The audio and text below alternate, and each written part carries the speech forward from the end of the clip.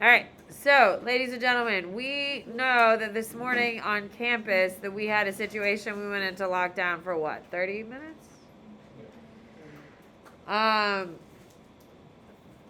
the events of this morning have nothing to do with the selection of court cases that we'll be dealing with today, because we are at the very bottom of the pile of Supreme Court cases. Is everyone clear?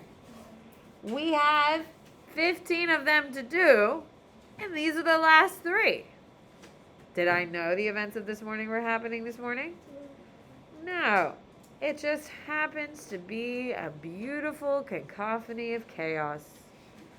And we are going to be looking at one of the fundamental Supreme Court cases that protect gun rights. And it's about guns on school campuses. Do you see how beautiful the chaos truly is? Did Samantha Bennett pick this today? Nope. Because this is the last 3 of the court cases, and we are finishing the 3 court cases today.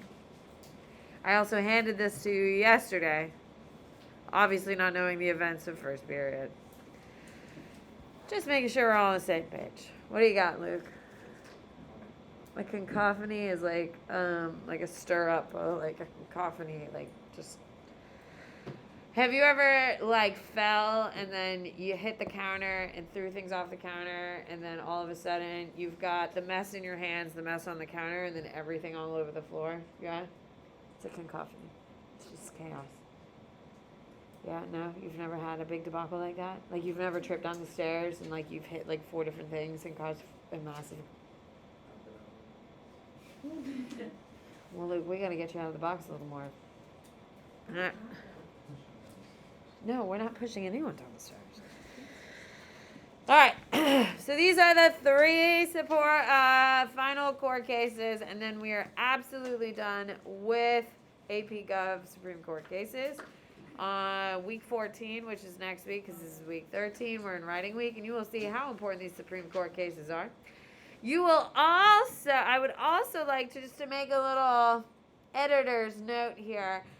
I am revamping APGov already. I'm not thrilled with how it went this year. I'm proud of what I've done, but I'm not thrilled. Does that make sense?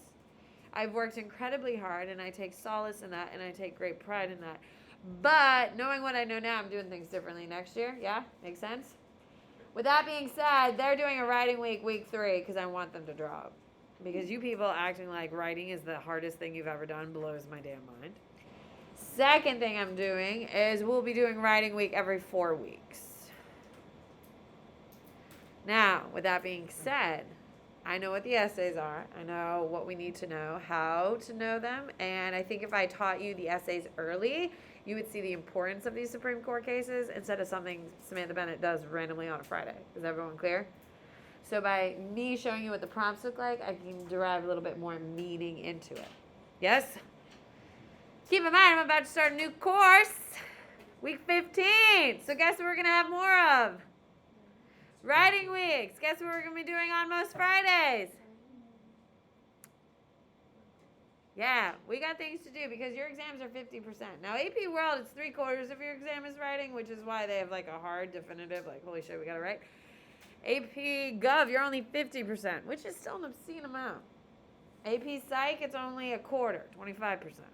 So, different exams, different percentages, different focus. So, we will be writing significantly more because I am very worried about these essays and it's half my points. And damn it, I'm going to get an 80% pass rate. Do you hear me? It's happening. Andres. For the writing that we have to do for the fourth court, they stop just the Supreme Court. No, it's court cases. You're literally writing this stuff down. This is why we do impact, constitutional principle. Why is it important? That's why we do that. This is the thing, Andreas. If I taught you the essays earlier, while we're doing them, you have a better understanding of why it's important. You see the fail? It's not a fail. It's a planning fail. So next year it's better. AP Comp. We're writing some more. So you're getting a new scope and sequence for AP Comp. It's gonna be great. Here we go.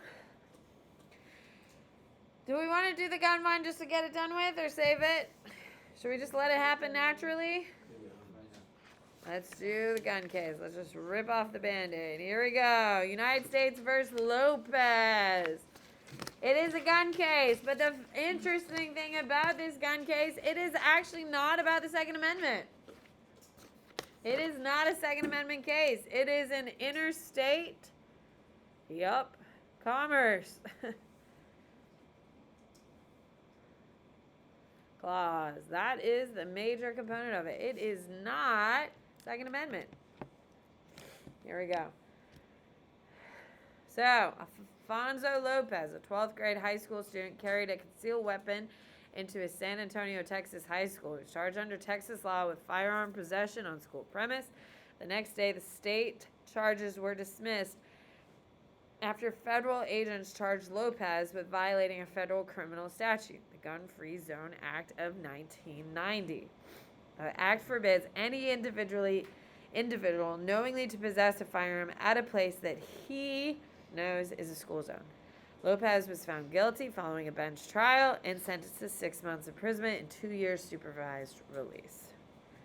Okay, so what you need to know is, conclusion, yes, the possession of a gun in a local school, you need to know that the U.S. arguments here. So, off the cuff, it seems pretty straightforward. Can we agree? You brought a gun to school, it's against the law. The problem is, ladies and gentlemen, is the Guns-Free School Zone Act of 1990 passed Congress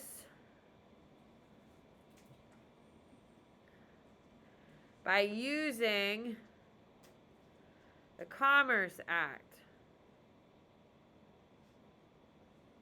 Okay, so did they pass banning guns using the Second Amendment, or they tried to circumvent it? Hello? They tried to circumvent it by using the Commerce Act. So the U.S. argument is that gun violence will slow down interstate trade. If you're like, what the hell? What are they trying to do, ladies and gentlemen? They're trying to justify using what clause? On Commerce Clause. Because if it doesn't affect commerce, you can't use the clause. So they're saying by gun violence happening, people are going to trade less. Okay? So, hence, interstate trade. It should be trade, sorry. It's hard to write and talk at the same time. Gun violence slow down. Hence, banning guns. Okay, so the U.S. arguments that gun violence will slow down interstate trade, hence banning guns. The reason why they have to talk about trade and banning guns is because they're using the Commerce Clause. So the most important piece of this document is it the guns or the Commerce Clause? Commerce Clause. Lopez's argument is federal government using Commerce Clause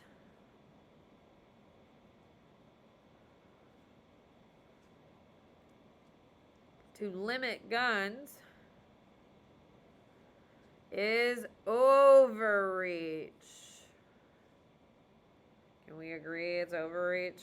Hello? If you have to justify banning guns by using trade, we can say, well, that sounds weird. Yes. Congress shouldn't have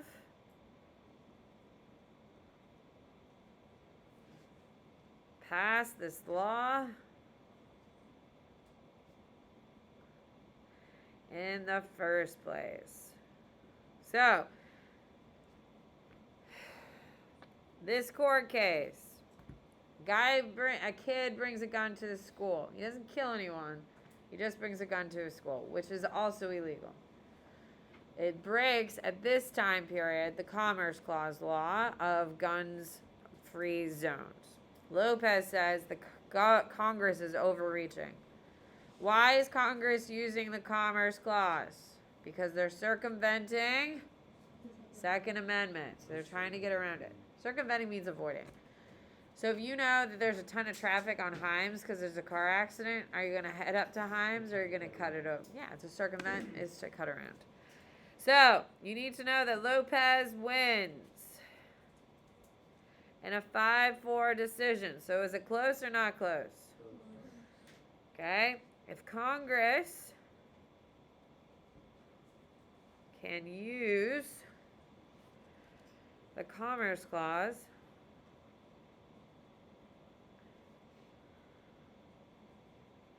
to regulate guns,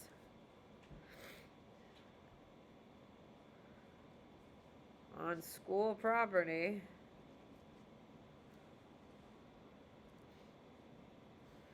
what can't Congress regulate with the Commerce Clause, which is a pretty good argument. Can we agree? Hello? They can arbitrarily deal with this. What else can't they do? And that's why they're saying it's an overreach of power. What do you got? Why was he sentenced to prison? Because you still can't bring a gun to campus. Now, today in 2022, and I don't know how they passed the law. Someone asked me this, and I will tell you, I haven't researched the law, and I don't know. It's not a Supreme Court case that I have to know. You cannot bring a gun to school.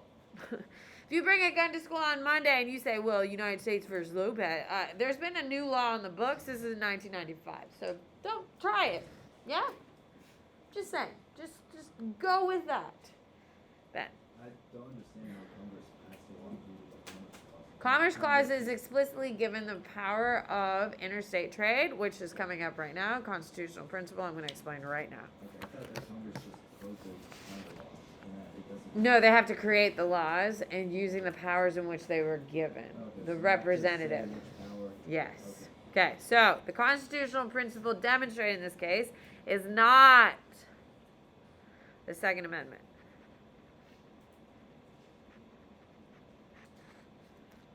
It's all about Commerce Act.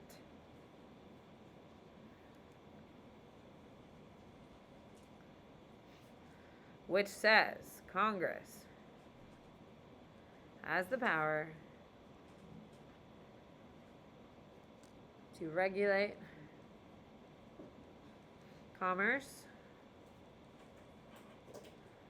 with foreign nations,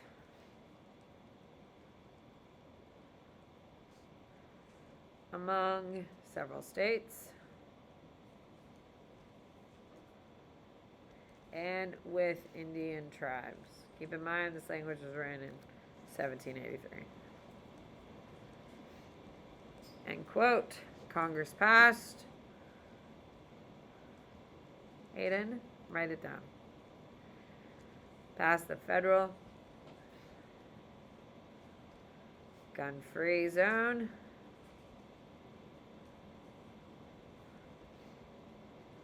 By using it.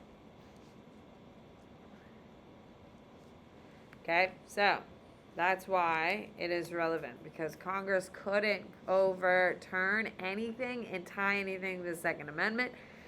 They thought gun violence was a big deal in 1990, so they tried to circumvent the Second Amendment by going after the Commerce Clause, because they control interstate commerce. It is explicitly Congress's control. That's why they were trying to use it. The court will shut it down, saying that they cannot use it to do overreach into other areas. Emily, what do you got? You got it? Okay. Why can they not use Second Amendment? It's been like super supported at this point. It's really hard to tear down. It's just like why there hasn't been laws to limit guns today in 2022. It's not even that it's too many people support it at this point. It's so protected by the Supreme Court cases, like the versus Chicago. Remember that one? Yes.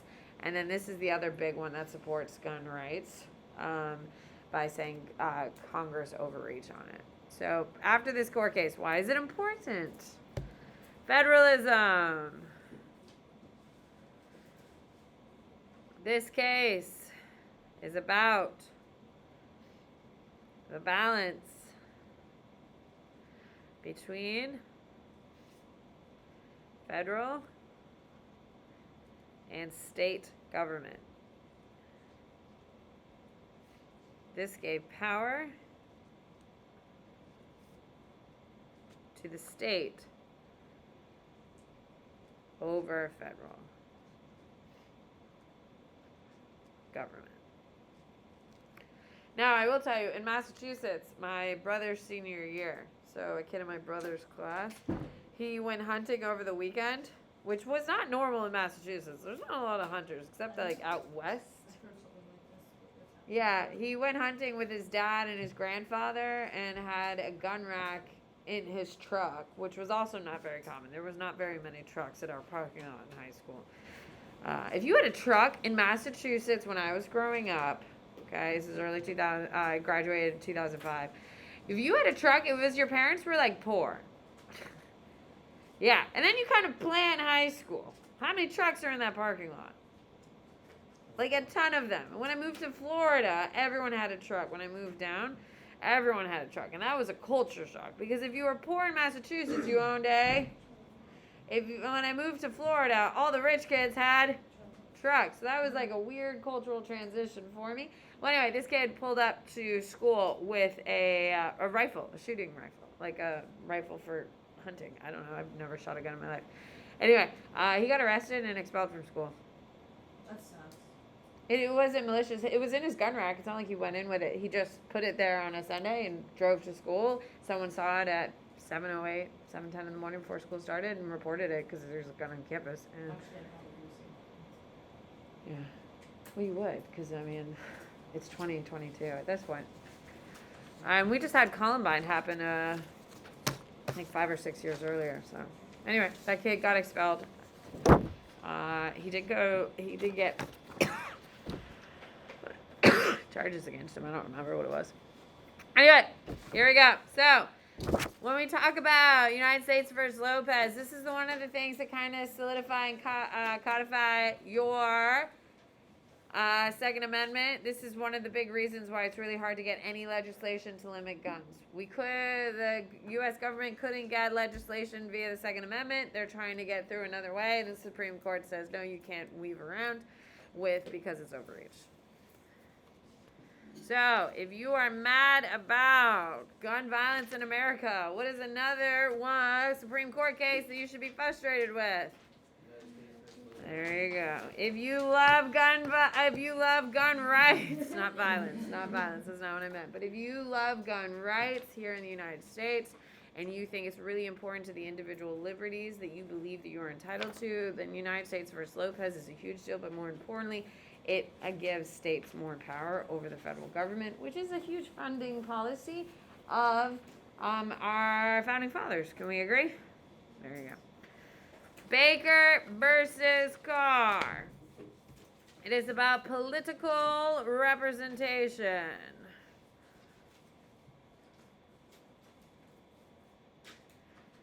Okay, so essentially, it's a guy in 1961 saying that the state of Tennessee has not adopted its maps. Let me try this again.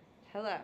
A map was drawn in 1901 about state representation based on populations in Tennessee.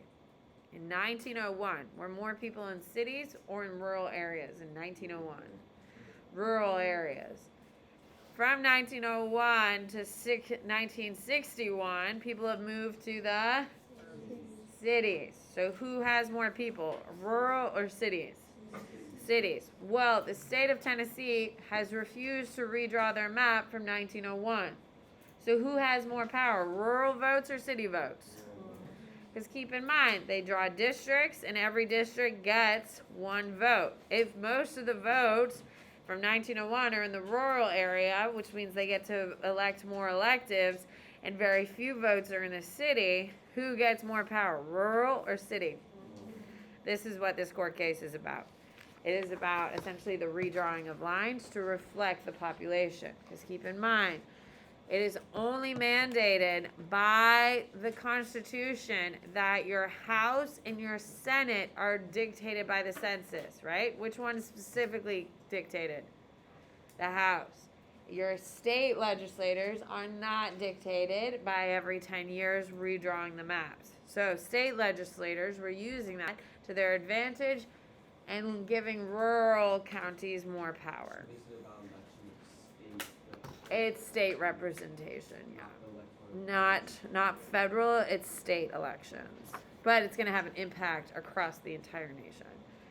Okay, so population move.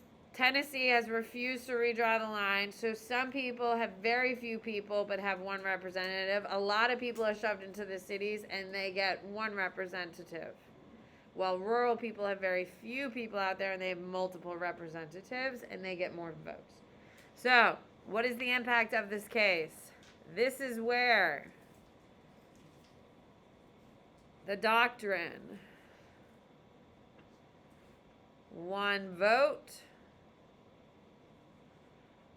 one vote, one person comes from. Is that popular here in 2022 to say?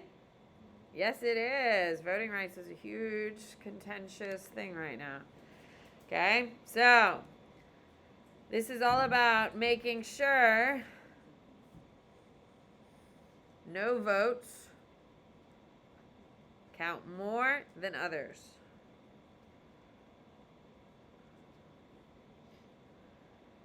Okay, this will, put a big star, fundamentally change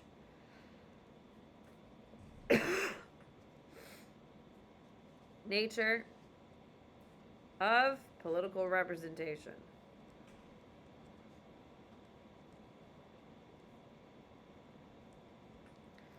Now, what is the constitutional principle? Okay, it's the 14th Amendment.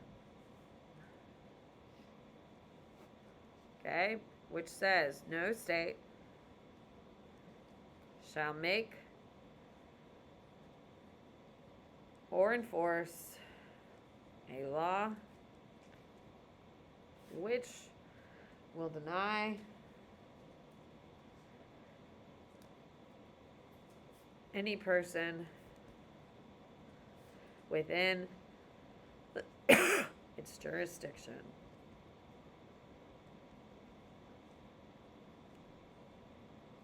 to equal protection of laws. Okay? Now, why is it important? Why do we care about this case? Because remember, we are only studying 15 cases. Really, we're down to 14 because we don't have to teach Roe anymore. With that being said, these are the most controversial, have had the most impact. The reason why it's a big deal is because issues of the court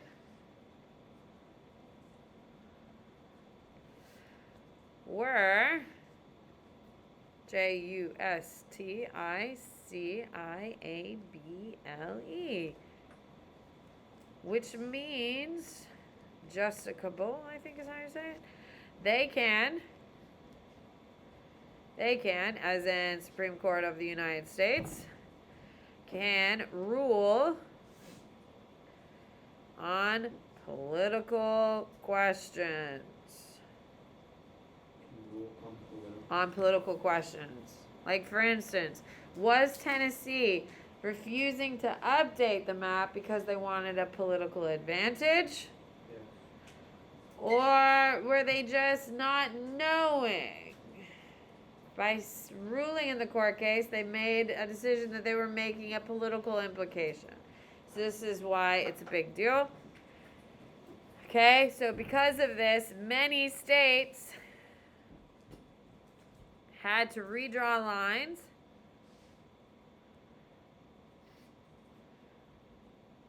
to ensure rural votes were not more powerful than urban votes.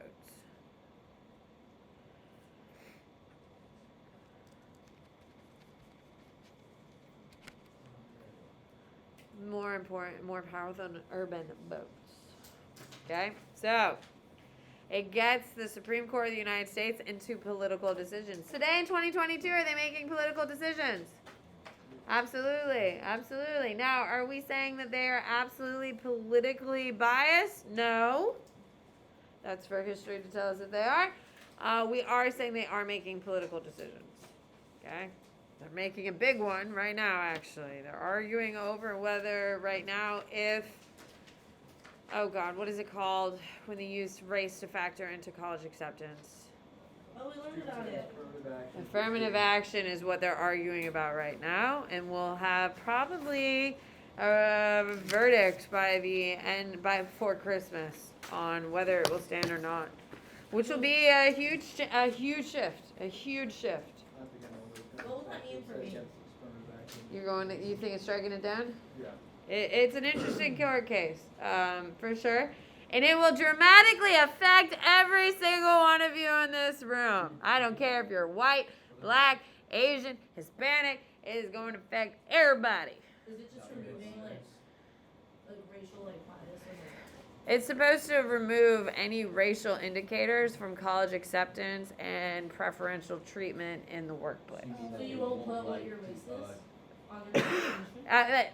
I'm not a lawyer. It is being argued in front of the Supreme Court. To the best of my knowledge, I'm trying to present you the information in which they are trying to argue. Is everyone clear on that? Well, then it's not going to affect me. It will absolutely affect you. But I already put my race on my college app. Your college experience will be shifted. Okay. Well, the affirmative action has been challenged since the moment it came across. These court cases don't just show up once. They re-support it. Like gun rights, we've talked about how it's been codified by having multiple that support it, and that's why the Second Amendment is so really hard to get a law to limit it. It's because of it's because it's been challenged so many times. Same thing that's happening with everything else. Okay, Engel versus Vitale. This is less controversial. Isn't that nice? Nice. It's about separation of church and state.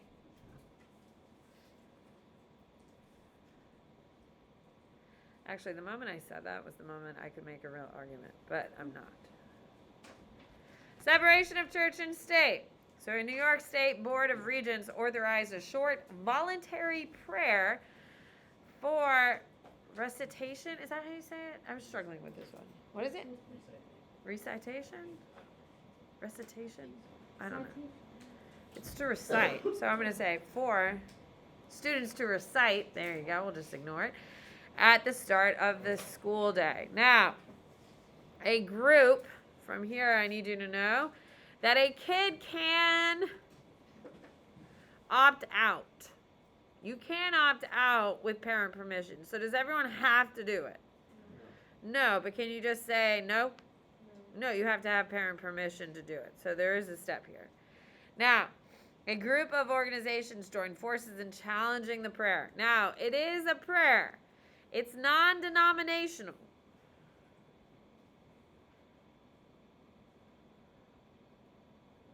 If it's non-denominational, what does that mean? What does non-denominational mean when we refer to a prayer? What does it mean? Yeah, it's like a generic, it's just like God, as in like any God. But it does say God. Now, what does Allah mean in English? It means God. Okay? So you have God, which we typically refer to in the Christian religion, and then we have God, but we use the name Allah, and that is derived for the Islamic God. Here we go. Claiming that it violated the Establishment Clause of the First Amendment, the New York Court of Appeals rejected the arguments. Okay. So, what is going to happen is it is going to be declared it violates the Establishment Clause.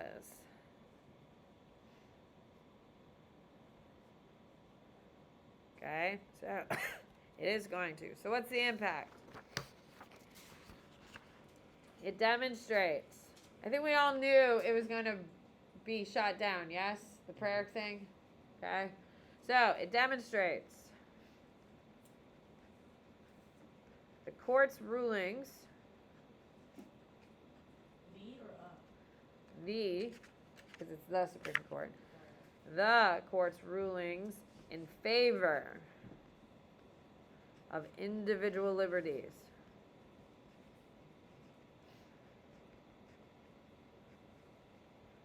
The court is always trying to find a balance between social order and individual liberty. In the First Amendment. Make sure you know that. Okay, so what is the constitutional principle? It's the establishment.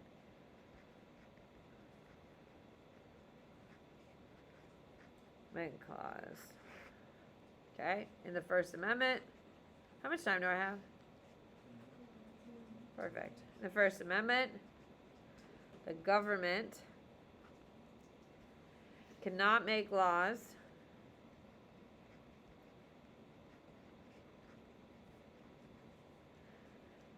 respecting and establishing an establishment of religion. So essentially, modern term, that's pro one religion. Does that make sense? Okay? Establishment of religion. Okay, you also need to know, less important is what amendment? First. No. 14th. When in doubt, if you don't know what it is, it's probably the 14th Amendment, which makes Bill of Rights the responsibility of the state.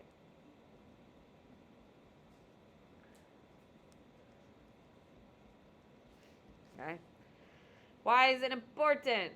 This case. Bill of Rights. I get tired of writing Bill of Rights all the time.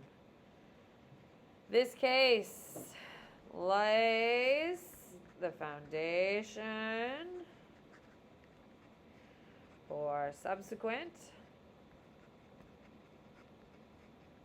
cases regarding schools and religious opportunities. Now, there is a case in the Florida Supreme Court. So has it made it to the Supreme Court? No. The Supreme Court, no. But it's in the Florida Supreme Court system, which means it's working way up. Once it gets to the Florida Supreme Court, then we kick it to a circuit, and then from the circuit, it gets kicked to the Supreme Court if it makes it. If it makes it. So, right now, there are, by the way, you can submit all three of these on Canvas. Why don't you do that? There is a case trying to challenge DeSantis's moment of silence and reflection.